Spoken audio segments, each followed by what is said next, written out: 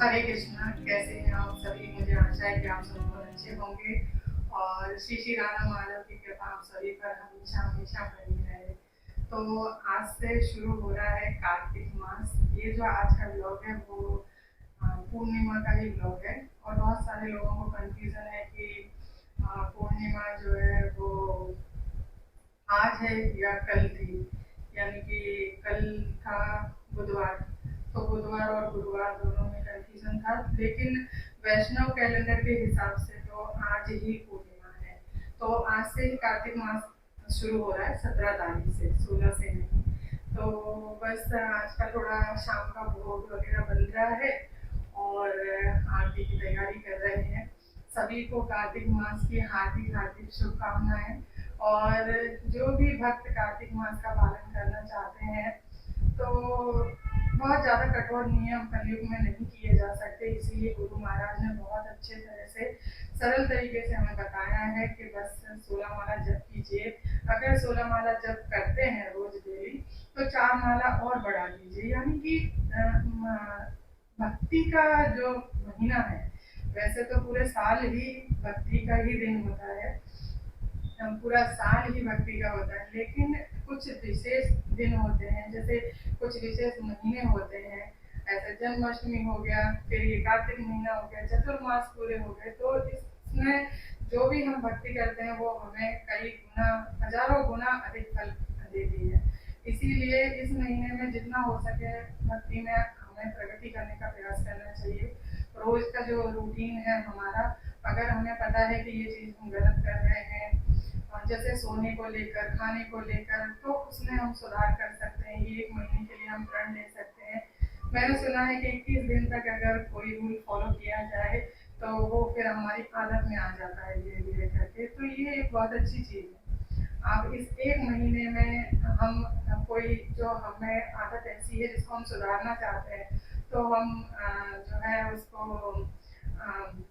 प्रण ले सकते हैं कि हम इस महीने से उस आदत को सुधारेंगे और 1 महीना करेंगे तो हो सकता है वो हमारी आदत में आ जाए।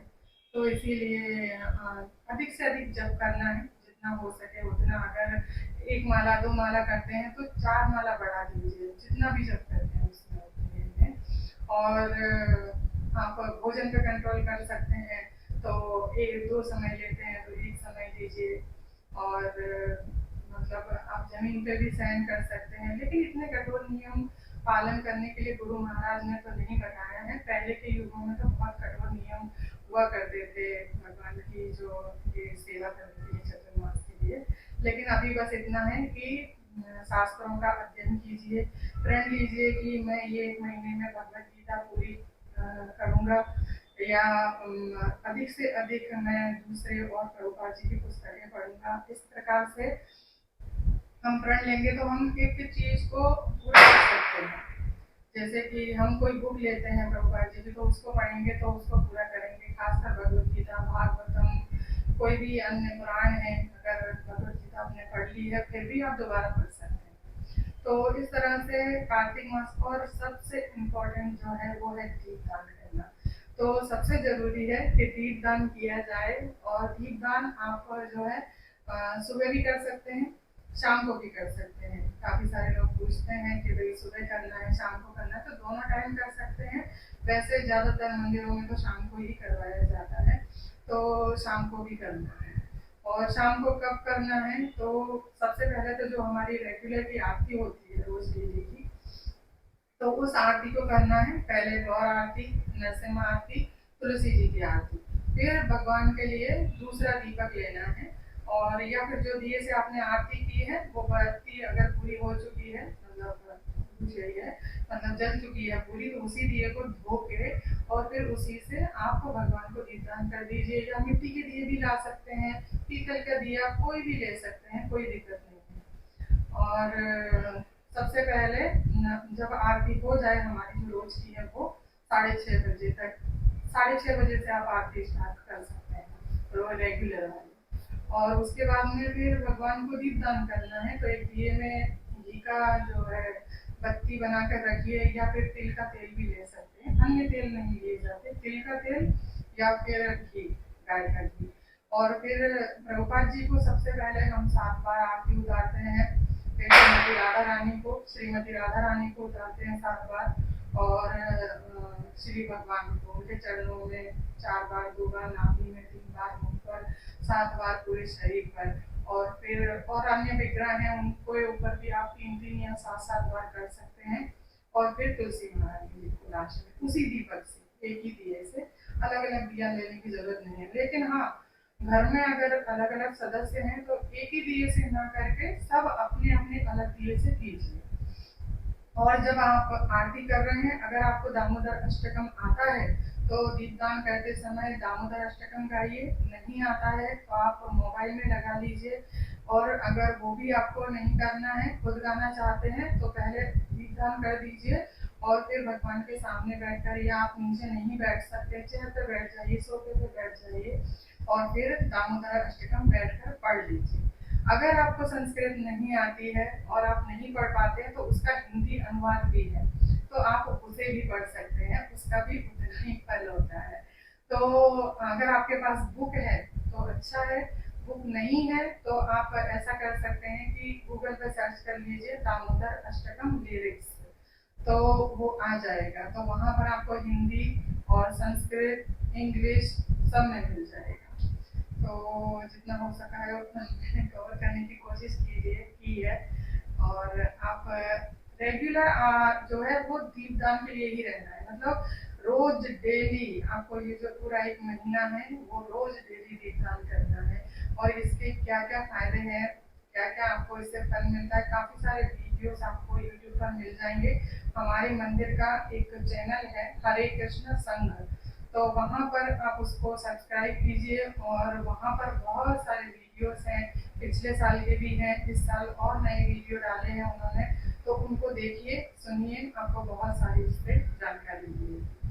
तो बस चलिए, अभी मैं भोग बनाने जा रही हूँ ठाकुर जी का, और ये शाम के भोग की तैयारी हो रही है। सुबह से आज कुछ बन नहीं पाया था, बस फ्रूट वगैरह को भोग। चलिए ठाकुर जी का भोग बना लेते हैं और शाम के आरती की तैयारी वगैरह भी करें। हरे कृष्णा। तो ये व्लॉग स्टार्ट हुआ है दोपहर के 2:30 बजे से, और कमर कस ली है आज अपनी, क्योंकि बहुत ज़्यादा आज का जो शाम का समय है वो बहुत ही मुश्किल भरा होने वाला है, इसलिए, क्योंकि बहुत सारे काम और भी हैं वो भी बीच बीच में करने होते हैं, इसलिए, और कुछ नहीं। तो यहाँ पे अभी जो है ठाकुर जी के सेवा की तैयारियां हो रही हैं, जो सब हो रही हैं वो, तो ये सुबह के आरती के बर्तन हैं, जो सुबह मंगला आरती करते हैं उसके, तो इनको धो के साफ करके मैं रख दूंगी, ताकि अभी शाम को हम आरती करेंगे ठाकुर जी की, तुलसी जी की, तो उसके लिए चाहिए, तो इसीलिए ये सब बर्तन साफ करके रख दूंगी। और ये प्लेट जो है इसके अंदर घी थोड़ा फैल गया था, इसलिए मैंने थोड़ा लिक्विड लगा के और उसको साफ कर रही हूँ अच्छे से। और आपको मैं पहले भी बता चुकी हूँ कि ये बर्तन साफ करने के लिए मैं पीताम्बरी पाउडर होता है उसको ही इस्तेमाल करती हूँ। और कुछ बर्तन पीतल के हैं, कुछ सिल्वर के हैं, और ये सिंक जो है वाइट कलर का है और इतना गंदा होता है ये, तो मैं इसको, वो आला आता है रिन आला, उसे डाल के रख देती हूँ, तो धीरे धीरे करके 1-2 घंटे में ये साफ़ हो जाता है अपने आप ही। और स्टील वाला अच्छा रहता है, पर ये जो प्लेट जिन्होंने दिया था बना के, उन्होंने ही ये लगा के दिया है, मुझे पहले दिन से ही वो पसंद नहीं है। और यहाँ पे अभी हम आलू गोभी साफ करके रख देंगे, गोभी थोड़ी काफ़ी दिन से रखी थी इसलिए ऊपर से थोड़ी ऐसी हो गई है, कलर उसका चेंज हो गया है, क्योंकि आधी तैयारी मैं पहले करके रख दूंगी तो मेरे लिए थोड़ा आराम रहेगा, क्योंकि तैयारी करने के बाद फिर मुझे जिम जाना है एक्सरसाइज करने के लिए। और ये यहाँ पे देखिए अभी काफ़ी हद तक ये सिंक जो है साफ़ हो चुका है, आप देख सकते हैं पहले और अभी में। और अच्छी तरह से इसको धो के रख देंगे। और यहाँ पे मैं अभी आ गई हूँ जिम के लिए, तो मेरे घर से जिम का रास्ता जो है वो 15 मिनट की दूरी पर है, इसीलिए जिम जा रही हूँ, पैदल पैदल जा रही हूँ, क्योंकि आज गाड़ी नहीं है, प्रभु जी की गाड़ी गई है सर्विस पे, इसलिए वो मेरी गाड़ी ले गए हैं, तो मैं वॉक करके ही जा रही हूँ। तो जिम में जो वॉक करने का समय है वो कट करके मैं एक्सरसाइज सिर्फ एक्सरसाइज करके वापस आ जाऊँगी। और एक्सरसाइज में मुझे लगते हैं 2-3 घंटे, तो इसीलिए मैं पहले कुछ भी बना के रख के नहीं जा रही हूँ, और क्योंकि आके मुझे फिर बनाना है सब कुछ, वो मैं आपको आगे बताऊँगी। और यहाँ पे तुलसी जी इतनी अच्छी लगी हुई हैं, सिर्फ़ एक पौधा था और उसके तुलसी जी की मंजरी जो है वो झड़-झड़ के इतना सारा जो है तुलसी जी का बगीचा बन गया है। और ये है हमारा जिम। दोपहर का समय है, 3 साढ़े 3 बजे का, तो इस समय इतनी ज़्यादा भीड़ नहीं होती है यहाँ पे, और ख़ासकर ये टाइम जो है लेडीज़ों का ही होता है, तो मुझे अच्छा लगता है, इस टाइम पर थोड़ी शांति रहती है। तो बस अभी एक्सरसाइज़ कर लेंगे और उसके बाद फिर निकलेंगे घर के लिए। जिम हो गया है पूरा और अभी निकल रही हूँ घर के लिए। 5:15 हो गए हैं, 15 मिनट मुझे पहुँचने में लगेंगे और फिर स्नान करके भोग बनाऊँगी।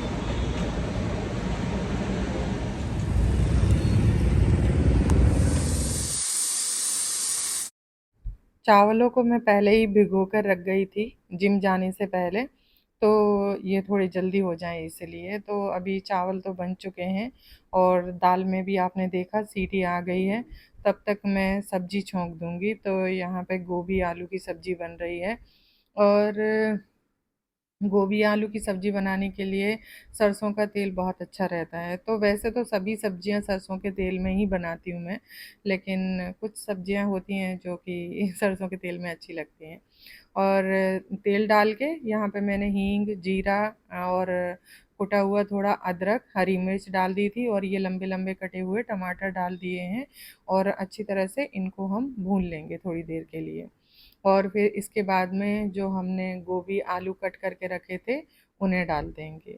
तो डाल के मसाले मैं ऊपर से डालने वाली हूँ इसमें। तो सभी मसाले जो रूटीन के मसाले होते हैं वही डाल रही हूँ, हल्दी, मिर्ची, धनिया पाउडर, और सभी को अच्छी तरह से डाल के और मिक्स कर देंगे। नमक डाल देंगे ज़रूरत के हिसाब से, अच्छे से मिला देंगे, और पानी नहीं डालना है, बस ऐसे ही धीमी आँच पे इसको पकने देना है। आप चाहें तो डाल सकते हैं पानी, मैं नहीं डालती हूँ कभी भी। तो मैं धीमी आँच पे इसको बनने देती हूँ, ये बहुत अच्छी सब्ज़ी सूखी बन के तैयार हो जाएगी। और यहाँ पे अभी हम दाल छौंक रहे हैं, तुअर की दाल बन रही है। तो मैंने घी लिया है, आप तेल ले सकते हैं कोई भी, और उसके अंदर मैंने जीरा डालना मैं भूल गई। तभी मैं सोचूँ मैं क्या भूल गई थी, लेकिन वो तो अच्छा हुआ टाइम से याद आ गया। तो अभी मैंने पहले अदरक, सूखी लाल मिर्च, हरी मिर्च डाल दी थी, लेकिन बीच में थोड़ी जगह करके फिर मैंने जीरा डाल दिया था। जीरा भुन गया है, फिर मैंने हींग भी डाल दी है, और फिर ये टमाटर हमने डाल दिए हैं इसके अंदर 2, और सभी मसाले इसके अंदर डाल देंगे, हल्दी, मिर्ची, धनिया पाउडर, थोड़ा पानी डाल के इसको अच्छी तरह से हम पहले भून लेंगे। और कुछ भक्त पूछ रहे थे आप कौन-सी हींग इस्तेमाल करते हैं, तो कई बार मैं डिब्बी से ही डालती हूँ, तो आप देखते हैं एलजी की हींग आती है, एवरेस्ट की आती है। वैसे मुझे इन हींग से कोई सैटिस्फैक्शन नहीं मिलता, लेकिन क्या करें, यहाँ पर हींग ऐसी ही मिलती है।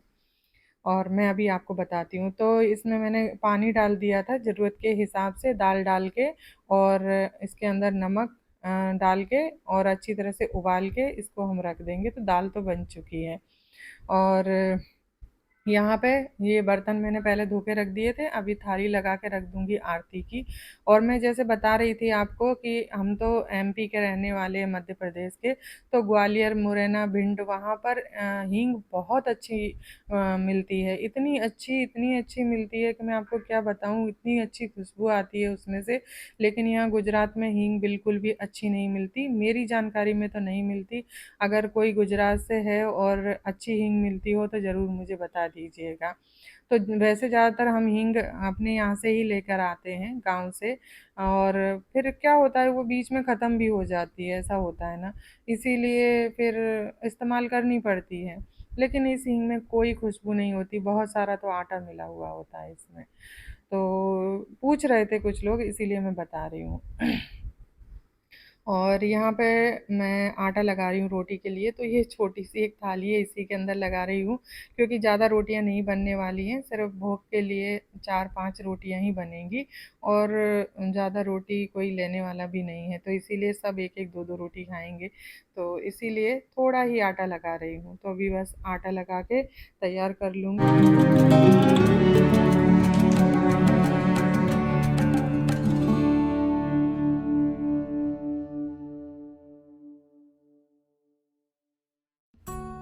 और आज का वीडियो काफ़ी लंबा हो चुका है, तो आप आराम से बैठ कर जो है इस वीडियो को देखिएगा।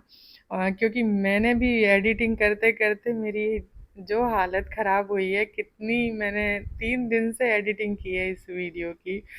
और क्योंकि मुझे थोड़े काम होते हैं बीच-बीच में, इसलिए ऐसा हो जाता है। हालाँकि वीडियो तो लंबा है ही वैसे, काफ़ी मैं इतने लंबे वीडियो काफ़ी टाइम से नहीं बनाती हूँ, इसीलिए मुझे बहुत लंबा लग रहा था।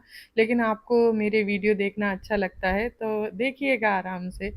और यहाँ पे अभी मैं जो है रोटी सेक लूँगी। साइड में सब्ज़ी गोभी आलू की बन रही है, दाल तो बन चुकी थी और साथ-साथ जो है रोटियाँ भी सिक जाएँगी।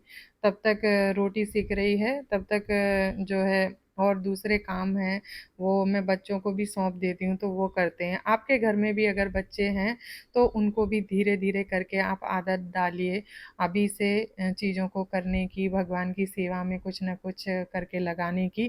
तो वो भी जो है आपकी सहायता करेंगे तो सीखेंगे और आपको भी सहायता मिलेगी अगर आपके बच्चे सुनते हैं, मानते हैं तो।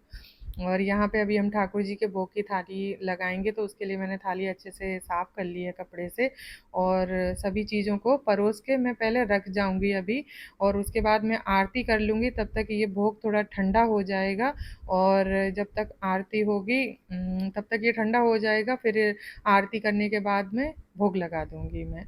तो अभी परोस के रख देती हूँ क्योंकि सब चीज़ें एकदम गरमा-गरम है ना और जिम से आने के बाद ये सब किया था तो बहुत ज़्यादा थकान हो रही थी क्योंकि जिम से आते ही कुछ खाने के लिए मिल जाए तो अच्छा है लेकिन नहीं शाम की आरती बाकी थी, भोग बनाना बाकी था, ये सब चीज़ें बाकी थी तो बहुत ही ज़्यादा मुश्किल हो रहा था और अभी यहाँ पे मैं आरती भी कर रही हूँ। तो शाम की आरती है ये जो 6:30 बजे आरती होती है। पहले ठाकुर जी की आरती करते हैं और उसके बाद तुलसी आरती करते हैं। ठाकुर जी की आरती यानी गौर आरती, नरसिम्हा आरती और तुलसी आरती। उसके बाद में फिर भगवान को भोग लगा के और फिर दीपदान करेंगे लास्ट में। तो शाम को आप 6:30 से लेके 7 बजे तक, साढ़े 7 बजे तक आरती कर लीजिए और लास्ट 8 बजे तक आप दीपदान भी कर सकते हैं। तो यहाँ पे अभी तुलसी आरती भी हो चुकी है, आप सब भी आरती ले लीजिए और यहाँ थाली जो है भगवान की मैंने लगा के रख दी थी, अभी इसमें और चीज़ें ऐड कर देंगे। और वैसे बच्चे मेरी हेल्प करवाते रहते हैं लेकिन जब वीडियो बनाती हूँ तो वो वीडियो में नहीं आना चाहते हैं, इसीलिए वो उस दिन मेरी सहायता नहीं कर पाते जिस दिन मैं वीडियो बनाती हूँ। लेकिन बहुत सारी चीज़ें वो बैक में करते रहते हैं, तो ऐसा होता है और काफ़ी सारे भक्त पूछते हैं कि आप पीरियड के टाइम में कैसे भोग वग़ैरह अरेंज करते हैं, तो बच्चे कर देते हैं और अगर कोई व्यवस्था नहीं हो पाती है तो फिर हम जो है फल फ्रूट का भोग लगा देते हैं भगवान को। तो चलिए अभी हरे ठाकुर जी का कृष्णा। भोग लग रहा है। अभी भोग लगा दिया है, भोग लग रहा है और आरती तो हो चुकी है, अब भोग लग जाएगा। उसके बाद प्रसाद ग्रहण कर लेंगे थोड़ा, फिर दीपदान करेंगे। तो अभी तो 7 बजे हैं, 8 बजे तक दीपदान कर सकते हैं। तो मैं पहले प्रसाद ले लूँगी, उसके बाद दीपदान करूँगी, क्योंकि आज थोड़ा लेट हो गया है, नहीं तो मैं रोज़ डेली 7 बजे तक प्रसाद ले लेती हूँ। और जिम से एक्सरसाइज करके आई हूँ, इसीलिए हाथ पैर भी बहुत काँप रहे हैं। क्योंकि जब आप जिम जाते हैं एक्सरसाइज करने के लिए तो आते ही आपको खा लेना चाहिए, जो है प्रसाद वगैरह ले लेना चाहिए, नहीं तो क्या है वीकनेस आने लग जाती है और हैवी वर्कआउट करने की वजह से जो है आपके हाथ पैर बहुत ऐसे काँपते हैं। तो आज तो क्या है, मुझे आके बनाना पड़ा पहले और उसके बाद में जो है अब प्रसाद ग्रहण करूँगी। रोज़ डेली क्या होता है कि सुबह में पूरा बन जाता है जो भी भोग बनता है, दाल चावल रोटी सब्ज़ी, और शाम को सिर्फ जैसे कुछ ऐसा हल्का फुल्का ही बनता है, जैसे कभी चीला हो गया, मुठिया, ऐसी चीज़ें, सूप हो जाता है कभी कभी, तो इतना ज़्यादा नहीं होता। लेकिन क्योंकि आज सुबह कुछ नहीं बना था तो इसलिए आज अभी पूरा भोग बनाया था। तो आकर जिम से बनाना बहुत ज़्यादा मुश्किल होता है, इसीलिए मेरे हाथ पैर बहुत कांप रहे हैं, इसलिए थोड़ा प्रसाद ले लूँगी तो मुझे थोड़ा ठीक लगेगा, फिर उसके बाद मैं दीपदान करूँगी। ठीक है, चलिए। तो यहाँ पे ठाकुर जी को भोग लग चुका है। अभी इसको ले जाकर सब चीज़ों में हम मिला देंगे, जो चीज़ जिसमें से ली थी उसमें। और आपने मेरी आवाज़ सुनी क्या हाल हुआ है मेरा। तो ऐसा इसलिए क्योंकि जिम से आके तुरंत ही सारे काम में लग गई हूँ और सुबह से कुछ भी नहीं खाया था, सिर्फ एक सेब खाया है। तो ऐसा हो जाता है क्योंकि मैंने आपको पहले बताया है इस वीडियो में कि जिम से आने के बाद आपको खा लेना चाहिए, वरना हालत बुरी हो जाती है। और मैं कुछ तैयारी जो है करके गई थी, लेकिन वापस आके मुझे बनाना था। तो हम बना के नहीं रख सकते इतनी देर पहले भगवान के भोग के लिए। आपको भोग बनाना है और तुरंत ही ठाकुर जी को भोग लगाना है। मुझे जिम से आने में 3 घंटे लगते हैं, फिर मैं स्नान भी करती हूँ, उसके बाद थोड़ा बहुत मैं कुछ काम करके मतलब 4 घंटे हो जाएँगे, 5 घंटे हो जाएँगे, और इतनी देर में वो फिर तामसिक हो जाता है भोजन, वो भगवान को भोग लगाने लायक नहीं रहता है। तो 3 घंटे पूर्व पकाया हुआ भोजन भगवान को भोग नहीं लगता और ना ही ग्रहण करना चाहिए। अगर प्रसाद है तो वो दूसरे दिन भी ग्रहण किया जा सकता है। तो यहाँ पे दाल चावल गोभी आलू की सब्जी बहुत ही ज़्यादा स्वादिष्ट बने थे। आ जाइए आप सब भी प्रसाद ग्रहण कर लीजिए। इंस्टाग्राम वगैरह पे सब लोग बहुत बोलते हैं कि हमको भी प्रसाद चाहिए, तो आइए हाँ, मंदिर पे आइए आप सब, वहाँ पे आपको प्रसाद खिलाएंगे। यहाँ आप सीख सकते हैं और भगवान को भोग लगा सकते हैं। तो अभी समय हो गया है, 7:30 हो चुके हैं, 7:30 पौने 8 जितना हो गया टाइम। तो दामोदर अष्टकम गाते हुए जो है दामोदर भगवान को हम दीपदान कर रहे हैं। ये हमारे कार्तिक का पहला दीपदान है। और कार्तिक महीने का किस किस को इंतज़ार होता है मुझे ज़रूर बताइएगा। नमामीश्वरं सच्चिदानन्दरूपं